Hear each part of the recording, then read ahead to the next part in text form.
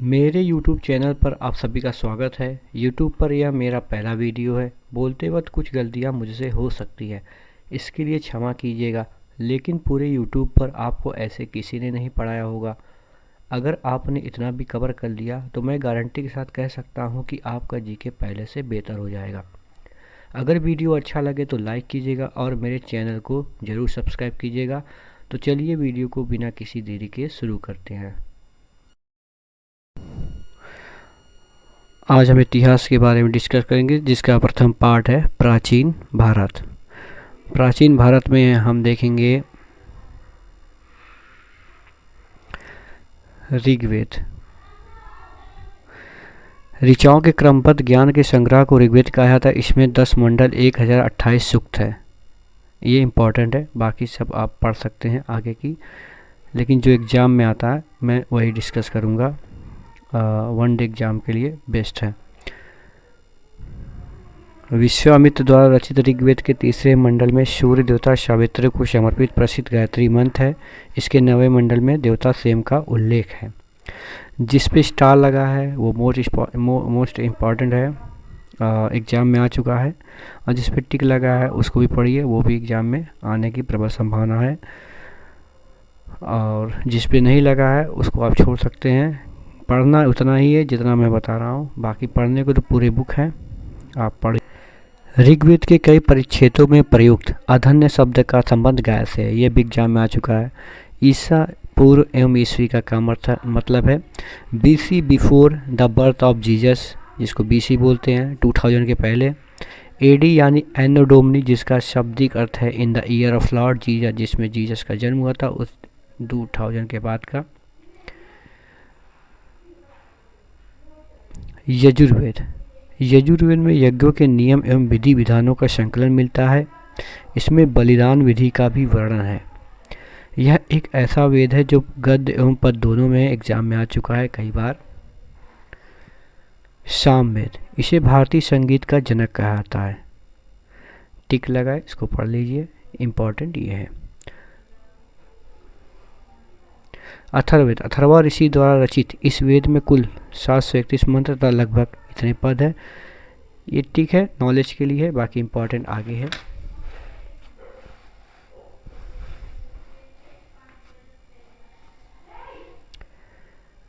अथर्ववेद में इम्पोर्टेंट जो पार्ट है, रोग निवारण, समन्वय, शाप, वशीकरण, कुछ मंत्रों में जारी टूना टोटका अथर्ववेद से लिया गया है। जिसमें रोग निवारण, वशीकरण, शाप, जादू, टोना टोटका अथर्ववेद से संबंधित है। ऐसे क्वेश्चन आपसे पूछेगा। सबसे प्राचीन वेद ऋग्वेद एवं सबसे बाद का वेद अथर्ववेद है, मोस्ट इम्पॉर्टेंट। वेदांग एवं सूत्र। वेदों की भलीभांति समझने के लिए 6 वेदांगों की रचना की गई है। शिक्षा, कल्प, निरुक्त, व्याकरण, छंद एवं ज्योतिष।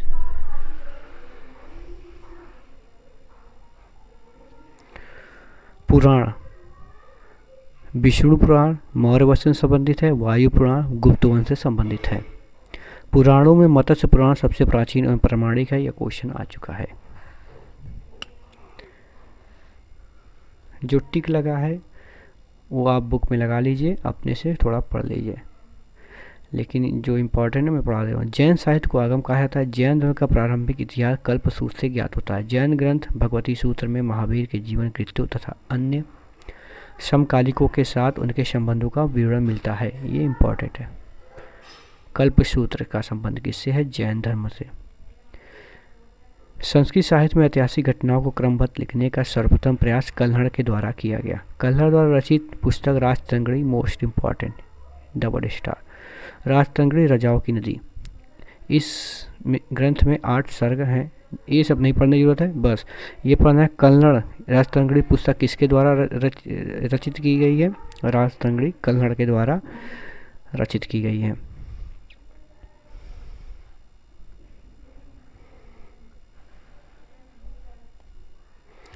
पतंजलि पुष्यमित्र शुंग के पुरोहित हैं। इनके महाभारत से शुंगों के इतिहास का पता चलता है। यूनानी रोमन लेखक। अब यूनानी रोमन लेखक में बहुत सारे लेखक हैं, जिसमें टेसियस है, हेरोडोट, जिसमें रेड येलो कलर का जिसमें हाईलाइट है वो आप पढ़ लीजिए, एग्जाम में पूछता रहता है। हेरोडोट्स मेगास्थनीज स्टार लगा, इंपॉर्टेंट है, एग्जाम में आ चुका है। यह सेल्यूकस निकेटर का राजदूत था जो चंद्रगुप्त मौर्य के राज दरबार में आया था। इसने अपनी पुस्तक इंडिका में मौर्य युगीन समाज एवं संस्कृति के विषय में लिखा है।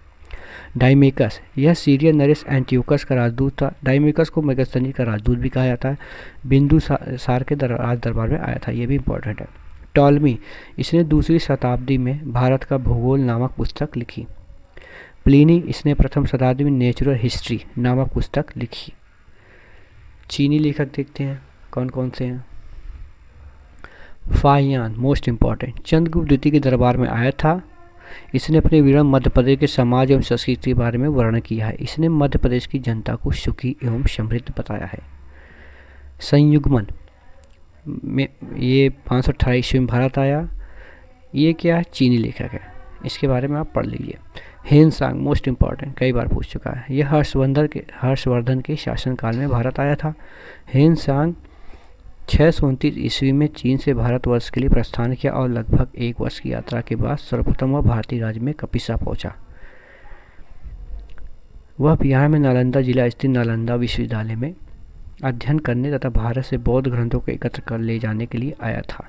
इसका भ्रमण वृत्तांत सीयू के नाम से प्रसिद्ध है, कई बार एग्जाम में आ चुका है, मोस्ट इम्पॉर्टेंट।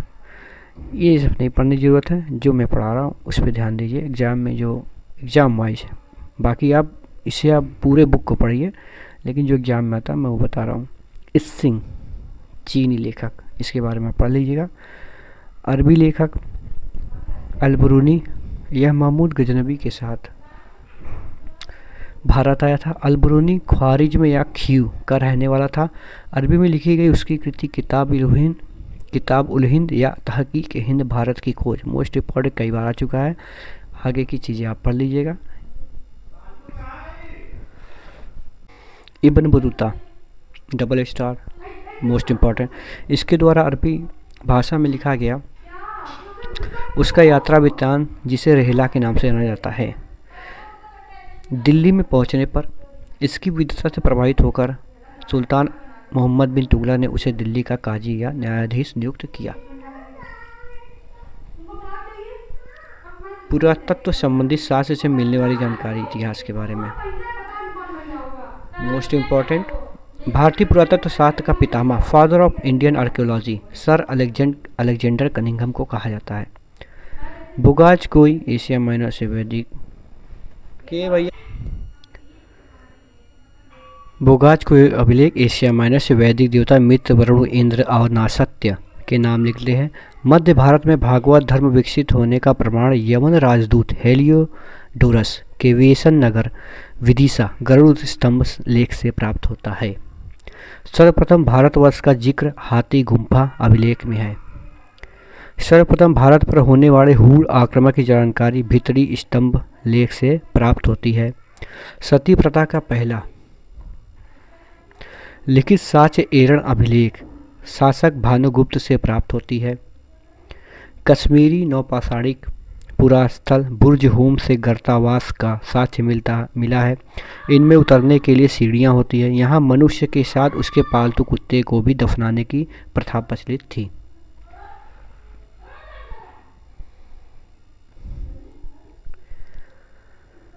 महत्वपूर्ण अभिलेख शासक, जो टिक लगाएं उसको पढ़ लीजिए, इनफ। हाथी गुम्फा अभिलेख कलिंगराज खारवेल शासक। अहलो अभिलेख मोस्ट इम्पॉर्टेंट पुलकेशिन द्वितीय। भीतरी एवं जूनागढ़ अभिलेख स्कंदगुप्त। अभिलेखों का अध्ययन एपिग्राफी कहलाता है। समुद्रगुप्त की वीणा बजातो ही मुद्रा वाले सिक्के से उसके संगीत प्रेमी होने का प्रमाण मिलता है। ये कई बार एग्जाम में आ चुका है।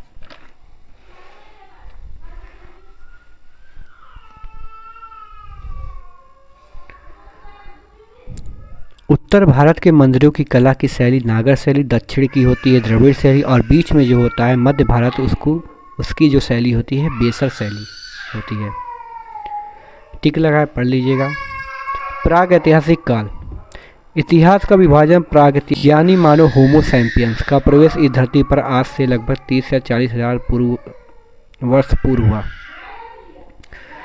टिक लगा है पढ़ लीजिएगा। टिक। आग का आविष्कार पूरा पाषाण काल एवं पहिए का आविष्कार नवपाषाण काल में हुआ। मनुष्य में स्थायी निवास की प्रवृत्ति नवपाषाण काल में हुई तथा उसने सबसे पहले कुत्ता को पालतू बनाया। आग का आविष्कार पुरापाषाण काल में एवं पहिए का आविष्कार नवपाषाण काल में हुआ।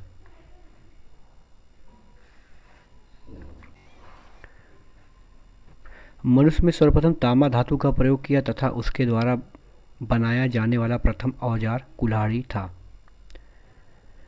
कृषि का प्रथम उदाहरण मेहरगढ़ से प्राप्त हुआ। कोल्हू डीवा का संबंध चावल के प्राचीनतम साक्ष्य से है। भारत में पूर्व प्रस्तर युग के अधिकांश औजार स्फटिक के बने थे। रॉबर्ट ब्रूस फ्रूट पहले व्यक्ति थे जिन्होंने भारत में पुरापाषाणकालीन औजारों की खोज की।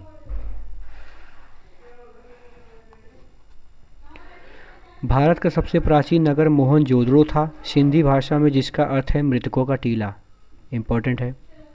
असम का श्वेत भ्रू गिबन भारत में पाए जाने वाला एकमात्र मानव वाभकपी है। भारतीय नागरिक सेवा के अधिकारी रिजले प्रथम व्यक्ति थे जिन्होंने प्रथम बार वैज्ञानिक आधार पर भारत की जनसंख्या का प्रजाति विभेदन किया। जो भी रेड कलर में दिया गया है ब्रैकेट में वो इम्पॉर्टेंट है।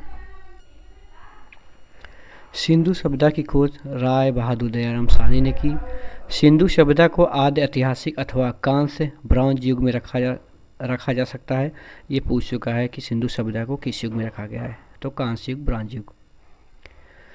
सिंधु सभ्यता के सर्वाधिक पश्चिमी पुरास्थल दास्क नदी के किनारे स्थित सूतकांगे डोर बलूचिस्तान में जो स्थित है। पूर्वी पुरास्थल हिंडन नदी किनारे जो आलमगीर जिला मेरठ उत्तर प्रदेश में स्थित है। उत्तरी पुरास्थल चिनाब नदी के तट पर अखनूर के निकट मांडा जम्मू कश्मीर और दक्षिणी पुरास्थल गोदावरी नदी के तट पर दाइमाबाद जिला अहमदनगर महाराष्ट्र। डबल स्टार है, मोस्ट इंपॉर्टेंट, कई बार एग्जाम में आ चुका है। सिंधु सभ्यता या सैंधो सभ्यता नगरीय सभ्यता थी। धौलावीरा भारत में सिंधु घाटी सभ्यता की पहली साइट है जिसे यूनेस्को ने 2021 में विश्व विरासत स्थल की सूची में शामिल किया है। स्वतंत्रता प्राप्ति पश्चात हड़प्पा संस्कृति के सर्वाधिक स्थल गुजरात में खोजे गए हैं। सिंधु घाटी सभ्यता का सबसे बड़ा स्थल मोहनजोदड़ो है, जबकि भारत में इसका सबसे बड़ा स्थल राखीगढ़ी है जो हरियाणा के हिसार जिला में स्थित है। इसकी खोज सूरज भान ने की थी। इम्पोर्टेंट।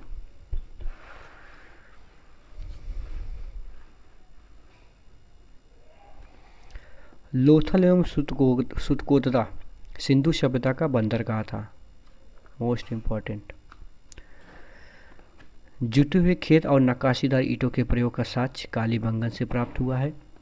मोहनजोदड़ो से प्राप्त स्नानागार संभवतः सिंधु सभ्यता की सबसे बड़ी इमारत है जिसके मध्य स्थित स्नान कुंड है। अग्निकुंड लोथल एवं कालीबंगन से प्राप्त हुए हैं। मोहनजोदड़ो से प्राप्त एक सील पर 3 मुख वाले देवता पशुपतिनाथ की मूर्ति मिली है। उनके चारों ओर हाथी, गैंडा, चीता एवं भैंसा विराजमान है। ये सब भी पूछ चुका है कि उनके चारों तरफ कौन से जानवर हैं। एक उसमें से नहीं रहेगा, 2-3 दिए रहेंगे, उसमें से आपको एलिमिनेट करना रहेगा। मोहनजोदड़ो से नर्तकी की एक कांस्य मूर्ति मिली है। हड़प्पा की मोहरों पर सबसे अधिक एक श्रृंगी पशु का अंकन मिलता है। यहाँ से प्राप्त एक आयताकार मोहर में स्त्री के गर्भ से निकलता हुआ पौधा दिखाया गया है। मनके बनाने के कारखाने लोथल एवं चंद्रहू में मिले हैं। सिंधु सभ्यता की लिपि भाव चित्रात्मक है। यह लिपि दाएं से बाईं ओर लिखी जाती है, दाएं से बाईं की ओर, जबकि हम लोग बाएं से दाएं से लिखते हैं। ये भी पूछ चुका है, जो बहुत बड़े बड़े एग्जाम होते हैं टफेस्ट उसमें पूछा है, बाकी वन डे एग्जाम में इतना टफ नहीं पूछता। जब अभिलेख एक से अधिक पंक्तियों का होता था तो पहली पंक्ति दाएं से बाईं ओर और दूसरी बाईं से दाईं ओर लिखी जाती थी।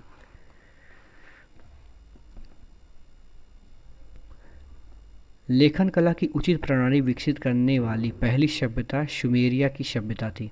सिंधु सभ्यता के लोगों ने नगरों तथा घरों के विन्यास के लिए ग्रिड पद्धति अपनाई। ग्रिड पद्धति घरों के दरवाजे और खिड़कियां सड़क की ओर ना खुलकर पिछवाड़े की ओर खुलते थे। केवल लोथल नगर के घरों के दरवाजे मुख्य सड़क की ओर खुलते थे। सिंधु सभ्यता में मुख्य फसल थी गेहूं और जौ। Most important. सैंधोवासी मिठास के लिए शहद का प्रयोग करते थे। रंगपुर एवं लोथल से चावल के दाने मिले हैं जिनसे धान की खेती होने का प्रमाण मिलता है। चावल के प्रथम साक्ष्य लोथल से ही प्राप्त हुए हैं। लोथल से चावल के दाने प्राप्त हुए हैं प्रथम साक्ष्य। सुरकोतरा, कालीबंगन एवं लोथल से सैंधवकालीन घोड़े के अस्थि पंजर मिले हैं।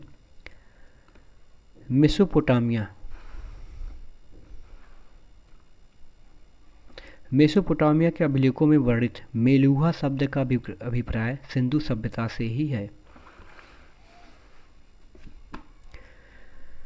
पिग्गट ने हड़प्पा एवं मोहनजोदड़ो को एक विस्तृत साम्राज्य की जुड़वा राजधानी कहा है। सिंधु सभ्यता के लोग धरती को उर्वरता की देवी मानकर उसकी पूजा किया करते थे। ये आप देख लेंगे सिंधु काल में विदेशी व्यापार कहाँ से होता था। ये जो टफेस्ट एग्जाम होता है उसमें पूछा था, बाकी वन डे एग्जाम में उतना टफ नहीं पूछा जाता है, आप पढ़ लेंगे अपने नॉलेज के लिए। वृक्ष पूजा एवं शिव पूजा के प्रचलन के साक्ष्य भी सिंधु सभ्यता से मिलते हैं। स्वास्तिक चिन्ह संभवतः हड़प्पा सभ्यता की देन है। इस चिन्ह से सूर्य उपासना का अनुमान लगाया जाता है। सिंधु घाटी के नगरों में किसी भी मंदिर के अवशेष नहीं मिले हैं।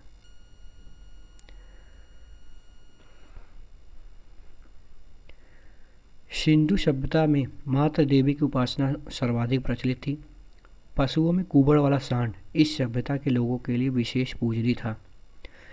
स्त्री मृण मूर्तियाँ मिट्टी की मूर्तियाँ अधिक मिलने से ऐसा अनुमान लगाया जाता है कि सैंधव समाज एक मात्र सत्तात्मक था। सैंधववासी सूती एवं ऊनी वस्त्रों का प्रयोग करते थे। मनोरंजन के लिए सैंधववासी मछली पकड़ना, शिकार करना, पशु पक्षियों को आपस में लड़ाना, चौपड़ और पासा खेलना आदि साधनों का प्रयोग करते थे। कालीबंगन एकमात्र हड़प्पाकालीन स्थल था जिसका निचला शहर भी किले से घिरा हुआ था। कालीबंगन का अर्थ है काली चूड़िया। ये एग्जाम में बहुत पूछता है। शवों को जलाने एवं गाड़ने यानी दोनों प्रथाएं प्रचलित थी। सैंधव सभ्यता के विनाश का संभवतः सबसे प्रभावी कारण बाढ़ था। आग में पकी हुई मिट्टी को टेराकोटा कहा जाता है। सैंधव सभ्यता के प्रमुख स्थल नदी, उत्खननकर्ता एवं वर्तमान स्थिति। ये मोस्ट इंपॉर्टेंट, यहाँ पे डबल स्टार लगा है, रिवीजन आप करते रहेंगे तब आपको याद हो जाएंगे। जो यहाँ पे इंपॉर्टेंट लगा है सभी इंपॉर्टेंट है। यहाँ पे जो टिक लगा है वो स्थिति पूछी गई है एग्जाम में, और उसके उत्खननकर्ता पे जहाँ पे येलो कलर का जो पूछा गया है तो आप देख लीजिएगा। एक बार मैं रिवीजन करा देता हूँ। हड़प्पा रावी नदी के तट पर है। यह पाकिस्तान के पंजाब प्रांत का हिस्सा है जिसकी खोज उत्खनन करता है दयाराम साहनी, मधो स्वरूप वस्त्र। मोहनजोदड़ो सिंधु नदी किनारे है। पाकिस्तान के सिंध प्रांत का लरकाना जिला। खोज उत्खनन करता रखालदास बनर्जी। चंदहुड़ो सिंधु, यहाँ ये पढ़ने की जरूरत नहीं, ये पढ़ेंगे एग्जाम में ही आता है कि इसके उत्खननकर्ता को रखालदास बनर्जी। बाकी जो वन डे एग्जाम के लिए ये पूछता है। चंदहुड़ो सिंधु नदी के किनारे है। सिंध प्रांत नवाब शाह जिला, ये उतना इम्पोर्टेंट नहीं है कहाँ पे स्थिति है। NG मजूमदार, ये इम्पोर्टेंट। कालीबंगन घग्गर नदी किनारे राजस्थान का हनुमानगढ़ जिला, ये पूछा जा चुका है कई बार। खोज करता है BV लाल एवं BK थापर। रंगपुर, ये नदी नहीं पूछा गया। गुजरात का कठियावाड़ जिला, रंगनाथ राव इसको खोज कर। रंगपुर से रंगनाथ राव नाम मैच कर रहा है। रोपड़ सतलज नदी किनारे पंजाब का रोपड़ जिला, यज्ञदत्त शर्मा खोज कर उत्खनन करता। लोथल भगवा नदी किनारे, गुजरात का अहमदाबाद जिला, रंगनाथ राव इसके उत्खनन करता। आलमगीरपुर हिंडन नदी किनारे, उत्तर प्रदेश का मेरठ जिला, यज्ञदत्त शर्मा। सुतकांगेडोर दास नदी किनारे, पाकिस्तान के मकरान में समुद्र तट के किनारे, ऑरल स्टाइन। बनमाली रंगोई नदी किनारे, ये उतना इम्पोर्टेंट नहीं। हरियाणा का हिसार जिला। बनमाली कहाँ पे स्थित है? हरियाणा का हिसार जिला, ये पूछा गया है। धौलावीरा गुजरात के कच्छ जिला में स्थित है, लूनी नदी के किनारे।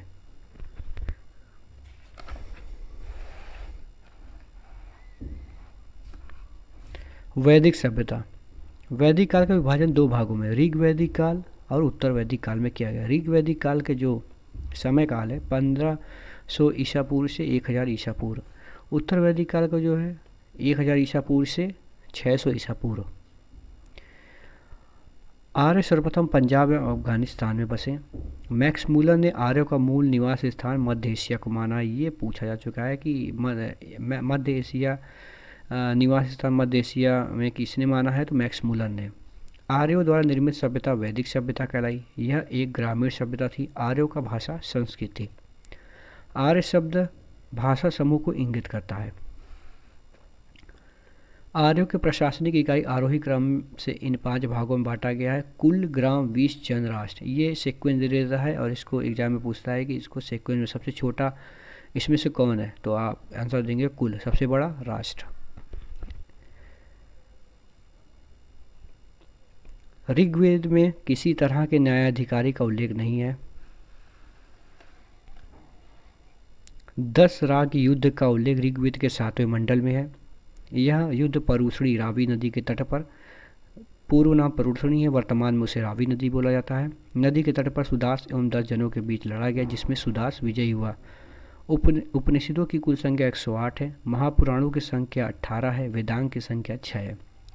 ऋग्वैदिक समाज 4 वर्गों में विभक्त था। ये वर्ग थे ब्राह्मण, क्षत्रिय, वैश्य और शूद्र। ऋग्वैदिक काल में 4 वर्गों में विभाजित थे समाज। यह विभाजन व्यवसाय पर आधारित है, ना कि जन्म पर।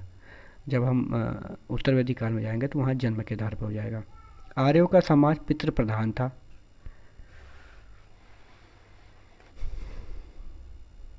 प्रमुख दर्शन एवं उसके प्रवर्तक, चरवाक प्रवर्तक उसके चरवाक के नाम से ही। योग पतंजलि, सांख्य के प्रवर्तक कपिल मुनि, न्याय के प्रवर्तक गौतम, पूर्व मीमांसा के प्रवर्तक जैमिनी, उत्तर मीमांसा बद्रनारायण, वैशेषिक कणाद। इसमें जो ये हाईलाइटेड है वो मोस्ट इम्पॉर्टेंट है। चरवाक नाम से चरवाक, योग सबको पता है, पतंजलि योग जो पतंजलि का प्रोडक्ट किसका है, बाबा रामदेव का, तो उससे आप जोड़ सकते हैं, योग बहुत ज़्यादा करते हैं। सांख्य कपिल मुनि का। न्याय कौन को होता है, गौतम बुद्ध जी न्याय करते हैं, तो गौतम बुद्ध से जोड़ जाएगा। पूर्व मीमांसा जैमिनी मतलब पूर्व जन्म, तो पूर्व जन्म जैमिनी, इससे जोड़ लेंगे, बाकी आपको ऑटोमेटिक याद हो जाएगा। आर्यों का मुख्य पेय पदार्थ सोमरस था। यह वनस्पति से बनाया जाता था। आर्य मुख्यतः 3 प्रकार के वस्तुओं का उपयोग करते थे। पढ़ लीजिएगा, इंपॉर्टेंट नहीं है। आर्यों के मनोरंजन के लिए मुख्य साधन थे संगीत, रथ दौड़, घुड़दौड़ एवं ध्रुत क्रीड़ा। ये इंपॉर्टेंट। आर्यों का मुख्य व्यवसाय पशुपालन एवं कृषि था। ये भी इंपॉर्टेंट है, पूछा जा चुका है कि उनका मनोरंजन का साधन क्या था, और ये बहुत बार पूछा गया है कि आर्यों का मुख्य व्यवसाय क्या था, पशुपालन एवं कृषि। गाय को धन्या, मोस्ट इम्पॉर्टेंट, ना मारे जाने योग्य पशु की श्रेणी में रखा गया था। आर्यों का प्रिय पशु घोड़ा एवं सर्वाधिक प्रिय देवता इंद्र थे। आर्यों द्वारा खोजी गई धातु लोहा थी, जिसे श्याम अयस कहा जाता था। तांबे को लोहित अयस कहा जाता था। ऋग्वैदिक कालीन नदियाँ, प्राचीन नाम, आधुनिक नाम। कुरुब और इसका आधुनिक नाम कुर्रम है। कुबा काबुल, वितस्ता झेलम, अस्कनी चेनाब, परुषणी रावी, शतुद्री सतलज, विपाशा व्यास, सदानीरा गंडक, गोमती गोमल, सुवस्तु स्वात। नाम से ही पकड़ लेंगे, नाम से ही हो गया। कुबा भी नाम से ही, वितस्ता झेलम, अस्कनी चेनाब, परुषणी का वर्तमान नाम रावी है, शतुद्री का वर्तमान नाम सतलज है, शतुद्री सतलज, विपाशा व्यास। व्यापार हेतु दूर दूर तक जाने वाले व्यक्ति को पड़ी कहते थे। लेन देन में वस्तु विनिमय की प्रणाली प्रचलित थी। पहले जो है वस्तु विनिमय की प्रणाली प्रचलित थी। ऋण देकर ब्याज लेने वाले को वेकनाट सूदखोर कहा जाता था।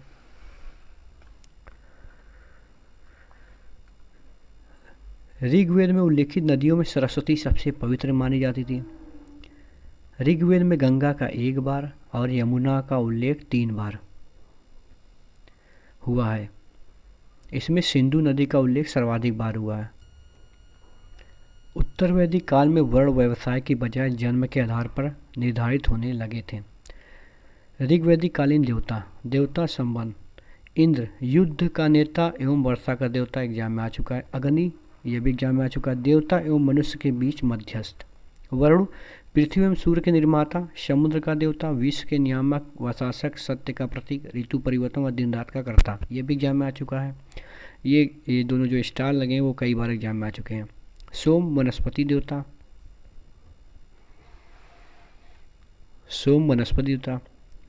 सांख्य दर्शन भारत के सभी दर्शनों में सबसे प्राचीन है। सांख्य दर्शन भारत के सभी दर्शनों में सबसे प्राचीन है। इसके अनुसार मूल तत्व 25 है, जिनमें प्रकृति पहला तत्व है। सांख्य दर्शन सभी दर्शनों में सबसे प्राचीन है, ये एग्जाम में आ चुका है।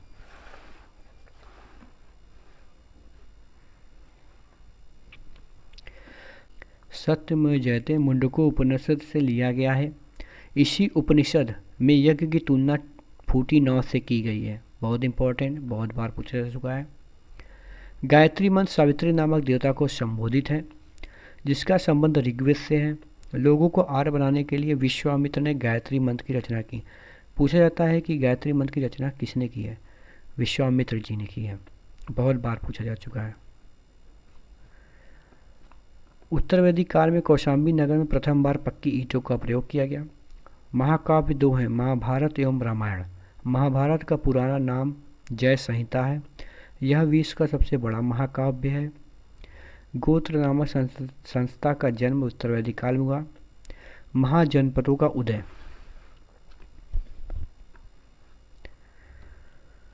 बुद्ध के जन्म के पूर्व 6ठी शताब्दी ईसा पूर्व में भारतवर्ष में 16 महाजनपदों में बटा हुआ था। इसकी जानकारी हमें बौद्ध ग्रंथ अंगुत्तर निकाय से मिलती है। ये बहुत इंपॉर्टेंट है। पूछा जाता है कि जो 16 महाजनपदों का उल्लेख है बौद्ध के किस ग्रंथ में मिलती है इसकी जानकारी, तो अंगुत्तर निकाय। इसमें देखेंगे 16 महाजनपद। उत्तर प्रदेश में 8 महाजनपद हैं। हम लोग यूपी से बिलोंग करते हैं तो ये पता होना चाहिए। बिहार से 3 महाजनपद हैं। उत्तर प्रदेश में कितने महाजनपद हैं ये पूछा जा चुका है। उत्तर प्रदेश में 8 महाजनपद हैं। ये आप यूट्यूब से ट्रिक से याद कर लीजिएगा। ट्रिक बताया गया है यूट्यूब पे, उससे देखेंगे तो आपको जल्दी याद होगा, क्योंकि उसकी राजधानी पूछी जाती है। जैसे अंग पर चंपी करना, तो ये आपको ट्रिक मिलेगा यूट्यूब पर, आप देख लीजिएगा। तो अंक की राजधानी चंपा है। इसका आधुनिक स्थान मतलब किस क्षेत्र में, बिहार के किस क्षेत्र में इसका फैलाव था? मगध, गिरिब्रज, राजगिरी इसकी राजधानी है। पटना गया बिहार का जिला, बिहार स्टेट का पटना गया क्षेत्र तक फैला है, जिले तक। काशी, इससे पता चलता है कि राजधानी वाराणसी है। उसमें वाराणसी के साथ आसपास उत्तर प्रदेश के क्षेत्र आते थे। वश की राजधानी कौशाम्बी। वज्जी की जो राजधानी है वैशाली, विदय, मिथिला। मैक्सिमम वैशाली ही पूछी जाती है। ये आप तीनों याद कर लीजिएगा। कौशल की राजधानी श्रावस्ती। अवंती, उज्जैन, महिष्मती। मल्ल की कुशावती। पंचाल की अक्षत्र। चेदी की शक्तिमती। कुरु का इंद्रप्रस्थ। मत्स्य का विराटनगर। कंबोज का हाटक। सूरसेन की राजधानी मथुरा। अस्मक का पोटली। गांधार का तक्षशिला। गांधार का तक्षशिला। तो ये आप ट्रिक से लर्न करेंगे। ऐसे हर चीज़ें लर्न नहीं होती, कुछ चीज़ों के लिए ट्रिक बना होता है जो आपको यूट्यूब पे मिल जाएगा। अब कुछ ट्रिक मैं बता ही देता हूँ आपको। जैसे अंक पे चंपी करना, मगध, गिरिब्रज, ये बहुत आप पढ़े होंगे इतिहास में, इसको ट्रिक की जरूरत है। काशी वाराणसी रिलेटेड है। वश कौशाम्बी। वज्जी सहनाई बजी कहाँ पर? वैशाली में। कौशल, जो लोग कुशल होते हैं वो बस्ती में जाके बस जाते हैं। अवंती सबसे बड़ा अगर महाजनपद है कौन सा है? अवंती। उसके बाद उज्जैन। महिष्मती कम, उज्जैन ज़्यादा पूछी जाती है। कुरु, इंद्रप्रस्थ। मत्स्य, सबसे बड़ा मत्स्य मतलब मछली से आप जोड़ लीजिए, व्हेल मछली। तो सबसे विराट मछली क्या, अगर सबसे पृथ्वी पर सबसे विराट पशु कौन सा है तो व्हेल मछली, तो विराटनगर। कंबोज मतलब बोझ हटाओ बोझ। सूरसेन मथुरा। सूरसेन मतलब एक तरह से ताकतवर, इसका सेंस आ रहा है। तो मथुरा में भगवान श्री कृष्ण जो बहुत ताकतवर थे। अस्मक मतलब अस्मत मतलब पोटली। अस्मत मतलब अस्मिता से, मेरी अस्मिता उसने पोत दी। तो ऐसे करके आप ट्रिक्स याद करें, यूट्यूब पर आपको मिल जाएगा ट्रिक। बाकी नेक्स्ट पार्ट में मैं जैन धर्म, बौद्ध धर्म, इन टॉपिक पे डिस्कस करेंगे। जो स्टार लगा है, जो डबल स्टार लगा है वो मोस्ट इम्पॉर्टेंट है। एग्ज़ाम के टाइम आप उतना ही पढ़ें तो आपका इतिहास जीके अच्छा जाएगा, मतलब जीके का जो इतिहास पार्ट है वो बहुत अच्छा जाएगा। क्वेश्चन मैक्सिमम लूसेंट और महेश बर्माण की सार संग्रह से ही बनते हैं, इधर उधर किताबें पढ़ने से कोई मतलब नहीं। 2 बुक आप जरूर प्रिपेयर करें, लूसेंट एंड महेश बर्माण का सार संग्रह। वन डे एग्ज़ाम के लिए बात हो रही, बाकी बड़े बड़े एग्ज़ामों के लिए आपको तो एनसीईआरटी कवर करना ही पड़ेगा। तो इस चैनल को सब्सक्राइब करें और मेरे वीडियो को लाइक करें। धन्यवाद।